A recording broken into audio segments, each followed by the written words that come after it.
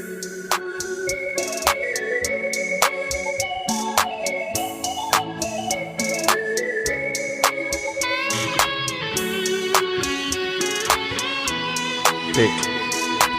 Remix អូនក្រមុំស្រីស្លៀកសំពត់ខ្លីម្លែណោពេលអាវដៃខ្លីប៉សតែខ្លួនឆើតល្អបងនាងជិះម៉ូតូចេញពីផ្ទះតាំងពីព្រឹកព្រៀងទៅរៀនមែនទេបងនាងទៅមួយស្រីឈៀងជុំដងសាអូនសំពត់ខ្លីទៅរៀនដែរអីណាបងអូនទៅមិនដាច់បងឃើញបងនៅក៏ដាច់ត្រេកលៀបជីវ៉ាហងទៅរៀនការពិតលួចមានសង្សារណាជុំគេដើរលេងណាពេញសាលាទៅរាល់ថ្ងៃប្រយ័ត្នចិត្តកុំបែកគំនិតយ៉ាងនឹងអាណិតពុកម៉ែក្រលឹងខំប្រឹងរកប្រាក់ស្ទើ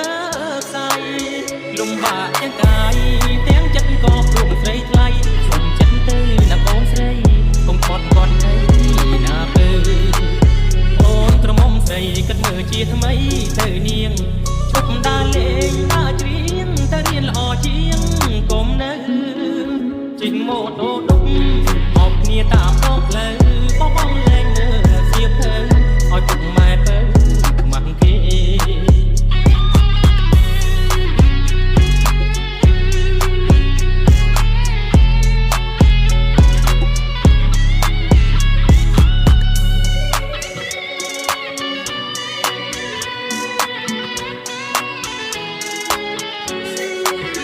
ប្រយ័ត្នចិត្តកុំបែកគំនិតយ៉ាងនឹងអាណិតពុកម៉ែប្រលឹងខំប្រឹងរកប្រាក់ស្ទើខ្សែលំបាកទាំងកាយទាំងចិត្តក៏ព្រមស្រីថ្លៃសុំចិត្តទៅណាបងអូនស្រីកុំគាត់គាត់អីណាពើអូនក្រមុំស្រីគិតមើលជាថ្មីទៅនាងឈប់ដើរលេងដើរច្រៀងទៅរៀនល្អជាងកុំនៅជិះម៉ូតូដុកអោបគ្នាតាមដងផ្លូវបងលែងមើលសៀវភៅឲ្យពុកម៉ែទៅខ្មាស់គេ